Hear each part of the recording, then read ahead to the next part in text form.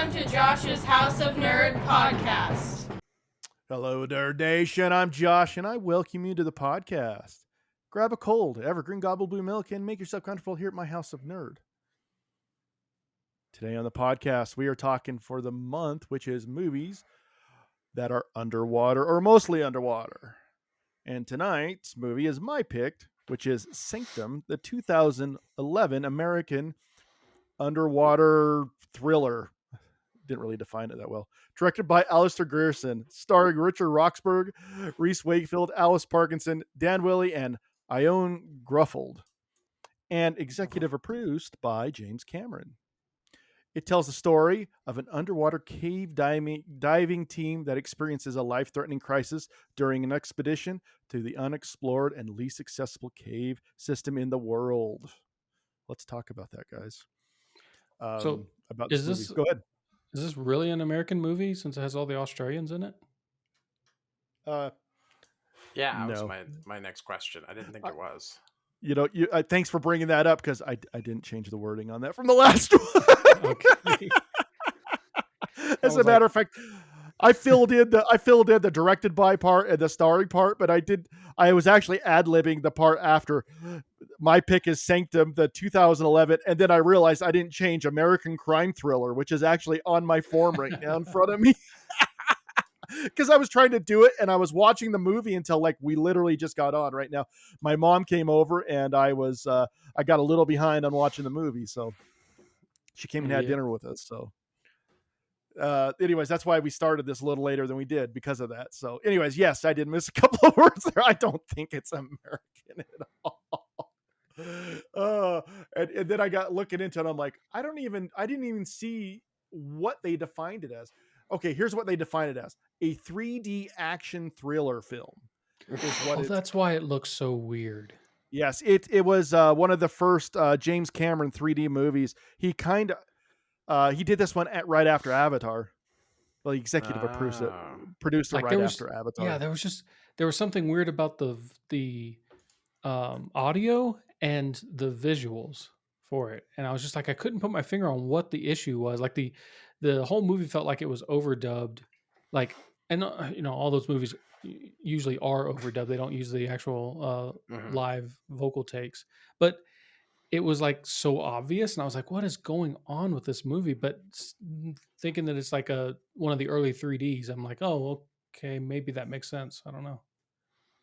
Yeah, it was an early 3D. It was done by Relativity Media, which usually does kind of it's not quite indie, but almost indie type movies I think it's under the Fox banner. Mm-hmm. And I think it was kind of one of those so it was really big and pushed by James Cameron from what I read, and it was kind of like his it was one he was pushing because he really liked the idea of underwater. I mean, he's been an underwater freak since The Abyss. Yeah, that's what got him into the movie Titanic and all that. But yeah, this was originally specifically put out. It's one of the first early 3Ds, specifically trying to lure people into it.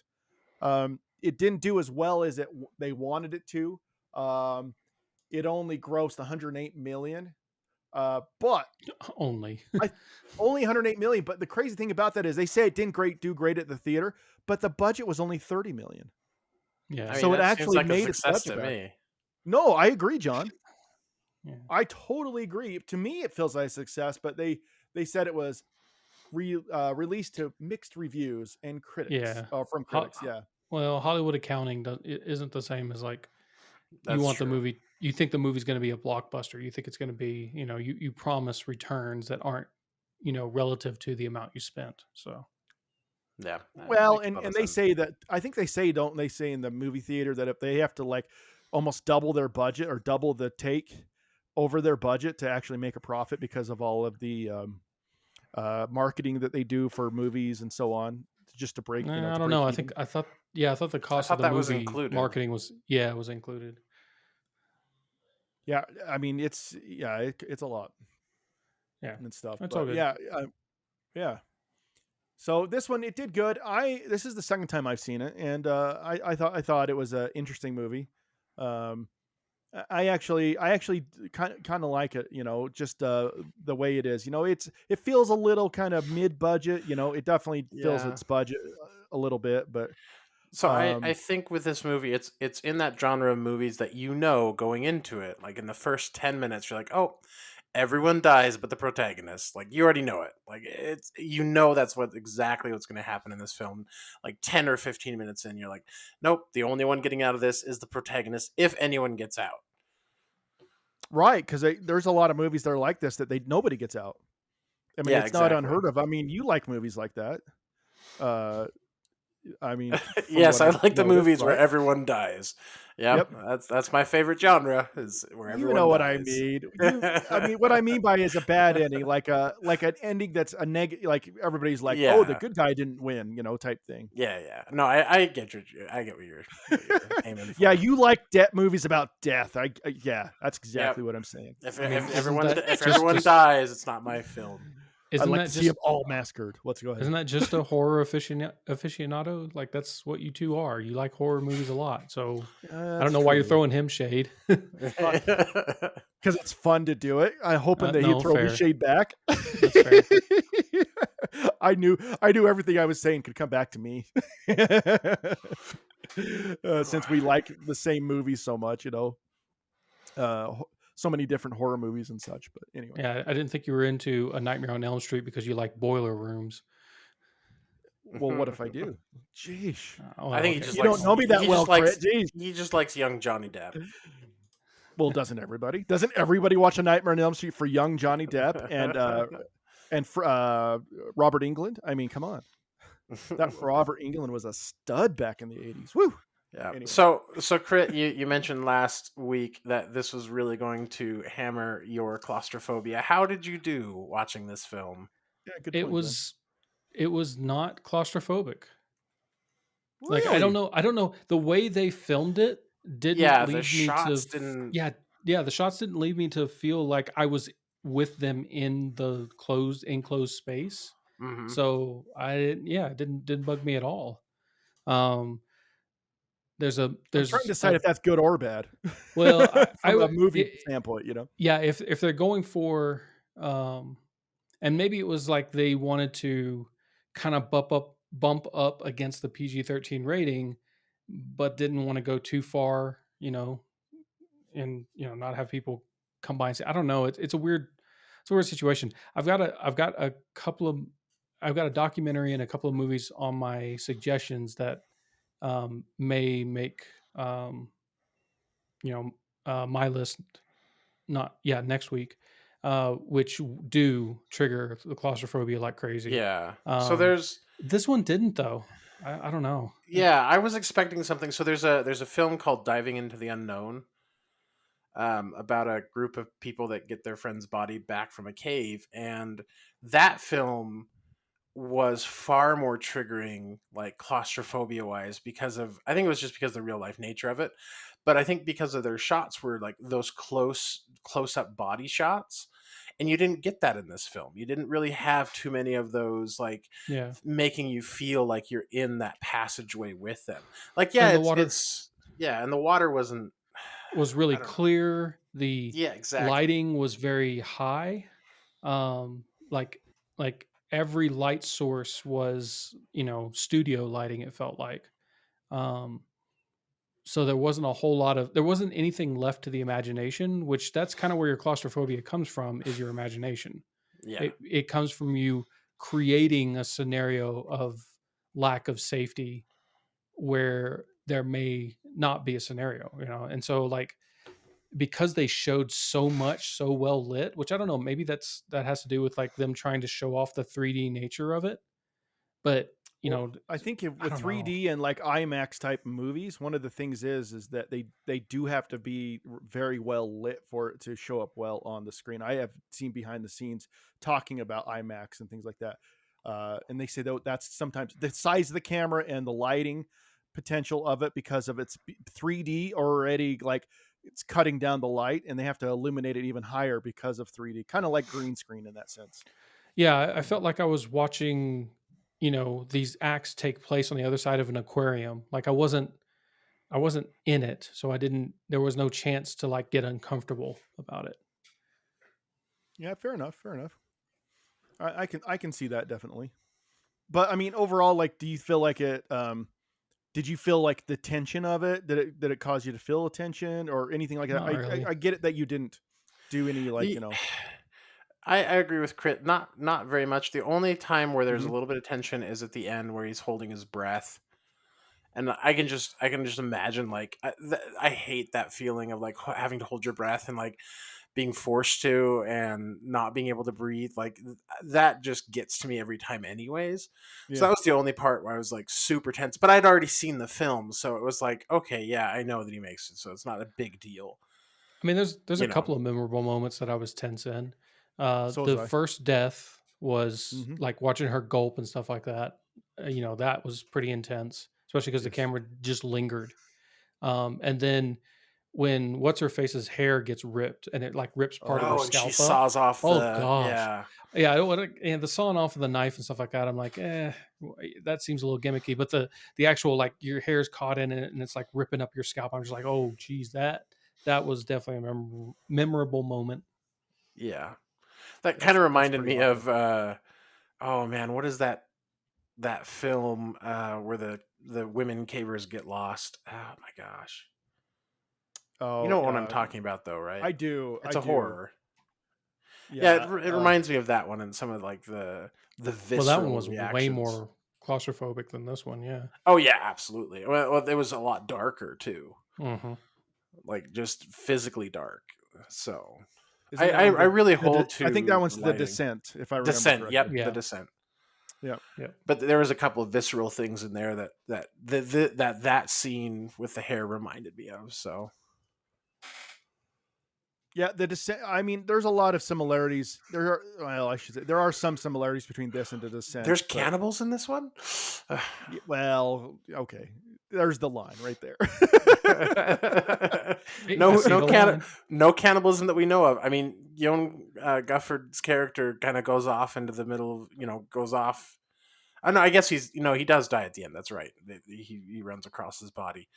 I guess there was some time he could have been a cannibal. I guess I don't know. That's about it. He was pretty hungry at the end. I mean, Yeah, that's true. Talking about like parts that made me tense. I, kind of going along with what you said, that the lady dying at the very first, but there's a couple ones that kind of make me cringe a little bit every single time, and not cringe in the sense of like it's bad or anything like that. Just cringe in the sense of kind of a big Breaking Bad cringe of like, what would you do in this situation if you were given it? And you're probably understand when I'm saying this is, when he kills that guy at the end, because he's suffering, he is absolutely suffering, and he's going to die, or he kills his father at the end too. Yeah, exactly. When he has to By drown drowning his him. father, like, Yeah. and drowning someone is so visceral too. Like, Mhm.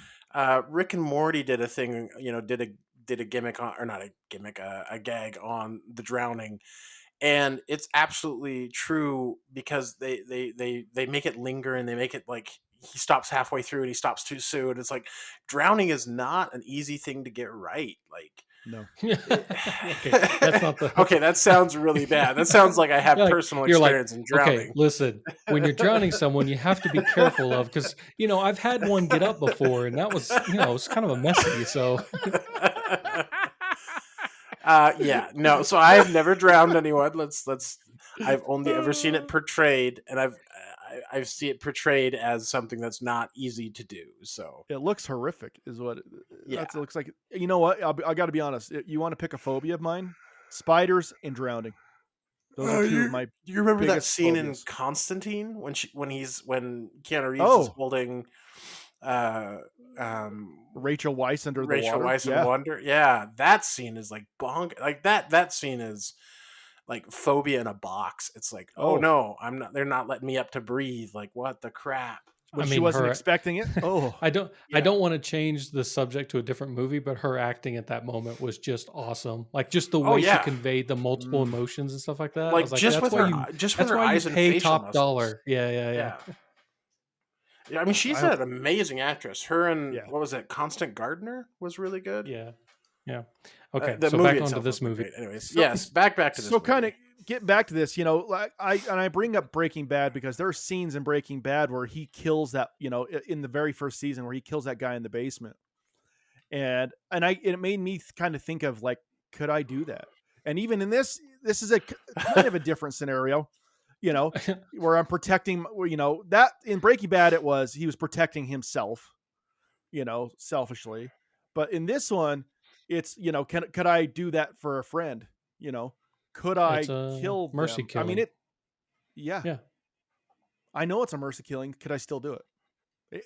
It's a really hard subject in my mind to go, I don't want to see my friends suffer. I always worry about mercy killing anyways, because you remember that film, was it The Fog, where he basically at the very end that he kills everyone in the car and he's about to kill himself, and then the fog lifts and like the military comes in, Oh, and yeah. it's like, You're talking about had the I remake, waited- yeah. Yeah, the remake. Had I waited like 5 minutes, no, it wasn't called The Fog. It's The Mist. It was The based Mist. on a Dean Koontz book, I think it was. Anyways, but it's like, had I waited 5 more minutes, like, could I have saved him? Could I have done this? Could I have, like, I just can't even imagine living with yourself after performing a mercy killing. Like, it's just bonkers. Also, this podcast is getting really dark. We're talking about drowning people and Well, mercy I mean, killings. We need what to else have do we some have to trigger talk about in warnings. this movie? That's Yeah. very true. But we definitely need some trigger warnings at the start of this episode. The thing about this, but there is a lot of triggers in this movie, and that's the thing. There is a lot of this is the kind of stuff that triggers me when I watch it. I talk about tense. Well, this makes me tense. A lot of the other things, I agree with you guys. It's this kind of stuff that kind of gets me kind of tense every single time. I mean, that part at the very end or the very beginning where that lady, where she dies, and, he pushes her away, like to save his own life, as she's drowning. And then they show the shot. This is the one that bugged me, even though as much as I, like horror movies, the shot of her just sitting there open eyed, hanging off of that decompression tank still kind of is creepy looking and stuff like that.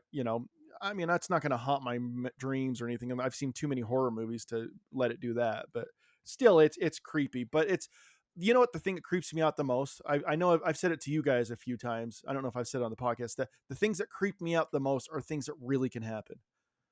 Like this mystical stuff, Nightmare on Elm Street and the Jason who never can come back. That stuff that does not freak me out.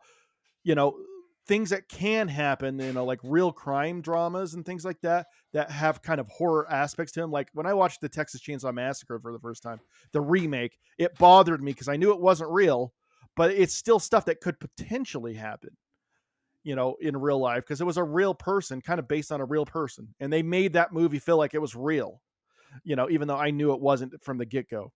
But anyways, it's that real stuff. And that's what kind of brought me to my attention to that one. It made me feel a little tense, a little uneasy, was the reality of, this can happen. You really can drown. And that's really kind of what it looks like. And that freaks me out, man. It creeps me out. It doesn't freak me out. It just triggers my phobia of drowning is all. And I think my phobia of drowning doesn't get triggered that much in this movie. There's a couple of things in like The Abyss, which was also, one of our choices on here, that actually triggers me more. The part where she drowns herself in that movie and then they revive her. I think to myself, and then he watches her actually, drowned as well. That for some reason bothers me more than that. Maybe that's why I like The Abyss so much. But anyways. So yeah, those are my triggers in this movie. That was one of the big things I wrote down with it. Could I have done that? Could I have let that lady die instead of, trying to maybe breathe off of that helmet with her? Yeah, the buddy breathing.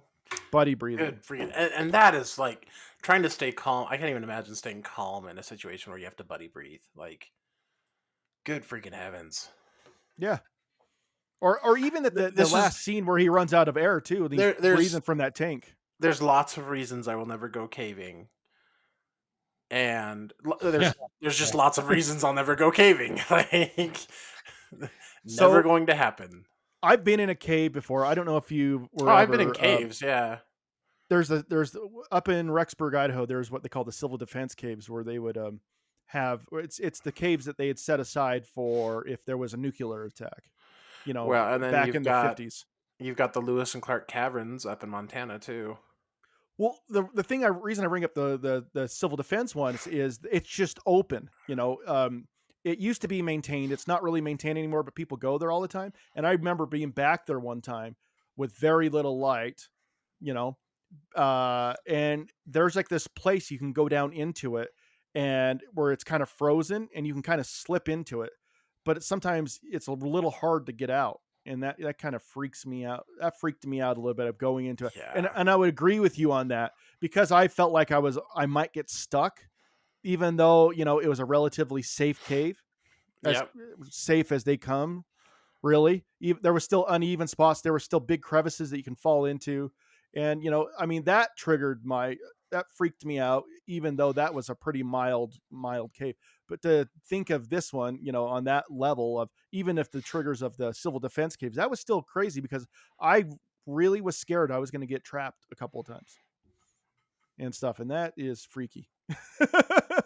Then I don't have claustrophobia, but then that triggers claustrophobia on me when it comes to that kind of stuff. Yeah. No, I hear you. Okay. That's okay. But the one thing about this movie is it's beyond what we're talking about. There's not a lot of substance. No, there isn't. There really isn't a ton to this movie. Like I said, you guess the ending 10 minutes in. Yep. And it's just like, okay, what's going to happen to get to that ending? And it's like a ride at Disneyland.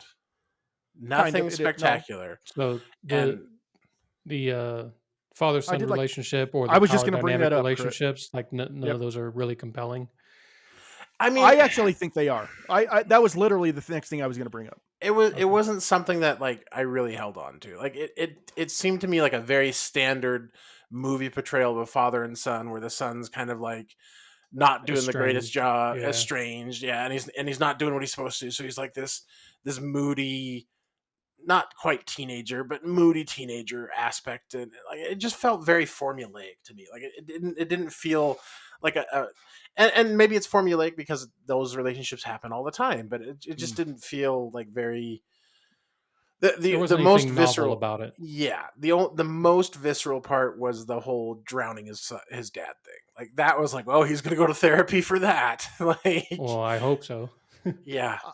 I saw it a little bit different. Like I did buy into no, I totally get it. It's a very generalized version of a father-son relationship. It still did drag me in a little bit. I mean, I have issues with my own dad, sometimes. And I sometimes don't have always the relationship that I wish I had with him.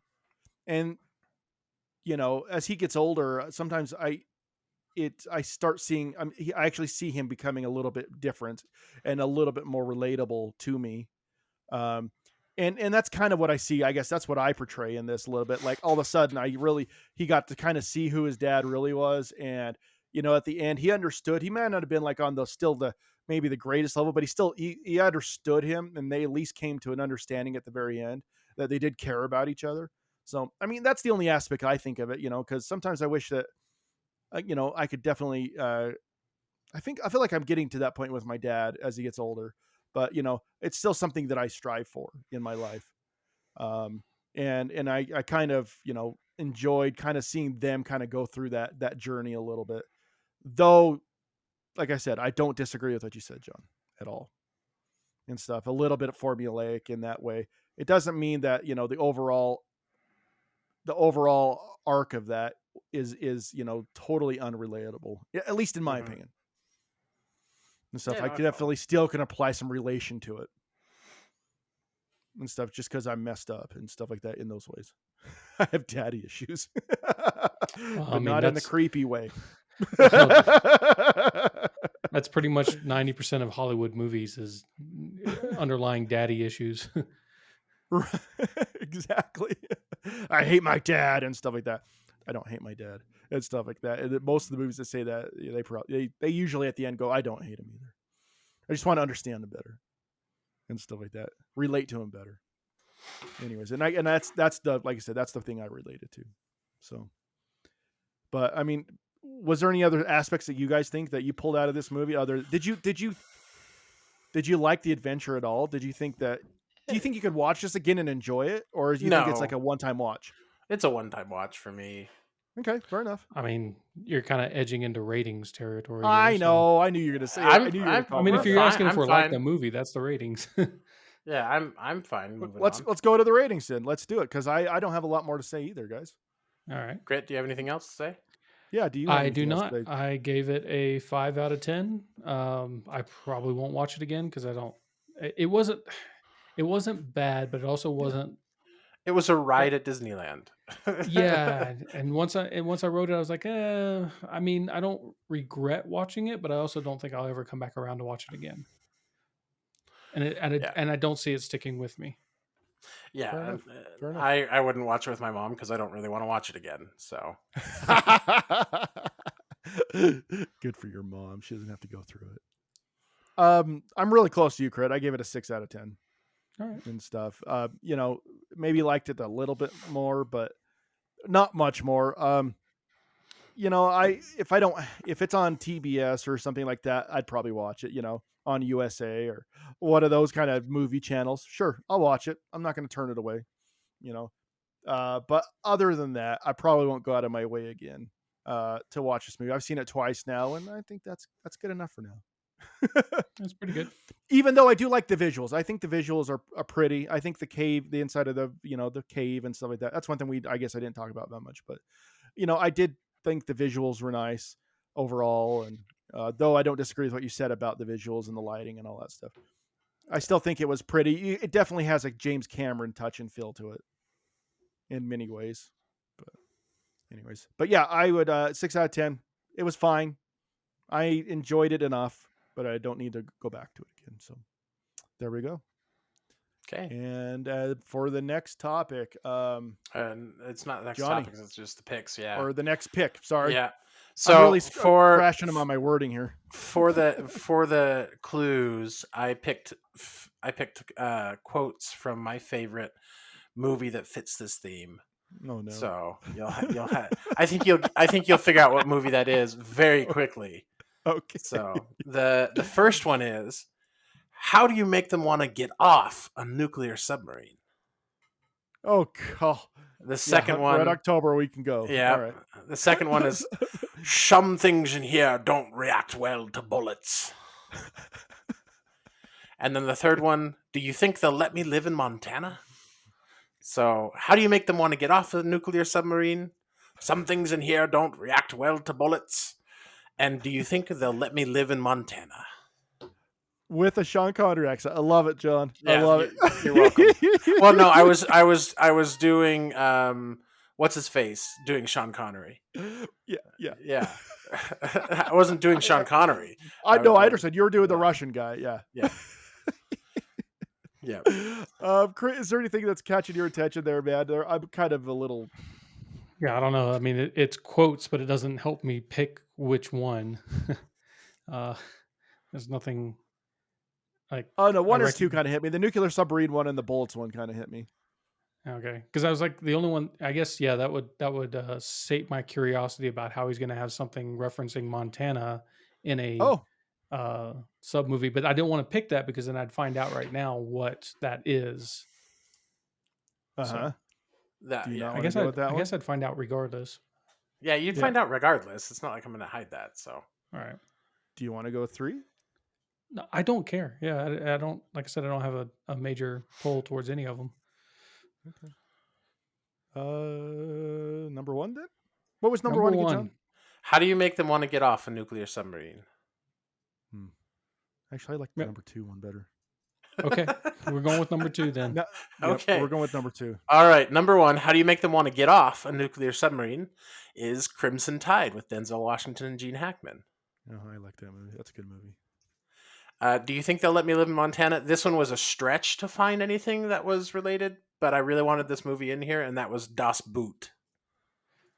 There's a company based out of Montana called Das Boot. That was the Jeez. stretch. That's a stretch. That is a stretch. Oh my goodness. Yeah, sorry. I really tried. I couldn't find anything else in the movie that really fit well with Das Boot, so I was like, okay, maybe Montana. And then your pick, some things in here don't react well to bullets. That is The Hunt for the Red October. Oh, you're shitting. Hey. Yeah, no, I'm not shitting you. Oh, dude, I should have known. I should have known. It was in going to there make it somewhere. in there because it is probably one of my all-time favorite movies. Well, if we're gonna go for movies, we always talk about going for movies that we mention all the time. I mean, That's this one would of be them, on the yeah. list of movies we mention all the time, but have That's never very had it true. on the podcast. So It's very finally, true. it But I would gets have been on the happy. podcast. I would have been happy with either. I was really happy with my picks, other than the stretch for Montana. But I was really happy with all my picks because Crimson Tide is another one that's just, man, it's really. I've good. never seen Das Boot, but I've seen the other two. But I haven't seen the other two for a really long time. So Yeah, Das Boot will haunt you for a little while because it does a really good job of highlighting life aboard a submarine, and that was World War II. They were doing it in World will War it II. haunt me like Bone Tomahawk or anything not like that? not like visceral like Bone Tomahawk. It's just like the subject matter, and Okay. yeah, Yeah, fair enough. Bone Tomahawk. Good freaking heavens! I will never watch that film again. I can't watch that one again. I don't think I can Challenge watch it accepted. again either. Oh, geez. No, if it's on, I won't. I'll go from memory. I don't need to see it either again. Oh my goodness. It's a good movie. that but, oh that and my Hostel, I would be like, nope, just I'll do from memory. It'll be an interesting podcast. goodness. Anyway. All right. Well, like good picks, man. Hunt for Red October it is. I look forward to it. It's such a good movie. I can't wait to talk about And it's it. got. I mean, I like to talk about its flaws too, so it'll be interesting. I want to see what you guys pick Okay. out and don't enjoy about it because it's one of those movies I enjoy, but yet really understand its flaws. So I'm excited to talk about it next week, or not next week, next year. so is that a challenge? Find the flaws and talk about them too? No, you're welcome It's the- to. Yeah, it's not going to change how I feel. It's not going to change how I feel about it. Our I don't goal is think to we make could. you hate it. It's like by the end of this podcast, like I can't watch it anymore. Damn it! It's a boss Chris like fight. challenge accepted. Like I'm gonna find everything that makes I'll it just leave the horrible. podcast. Like I'll just drop off. Like nope. Can't take it anymore, honey. Yeah. Where's my blankie? Anyway, all right. Well, guys, it was fun talking about this movie. I'm glad we got to watch it, and I can't wait for Hunt Red October in the future. It is on Again, Netflix. any of those. Oh, thank you for telling me. Yep. I look forward to. I would have looked forward to. I think any of those movies we would have picked. But, anyways, to everybody out there, thank you for listening to our channel. Thank you for supporting our channel, and as always, may you be excellent to each other and live long and prosper. From all of us here at Josh's House Nerd. Have a good night. Thanks for watching. For more nerdy awesomeness, please like and subscribe and check out our other nerdy videos.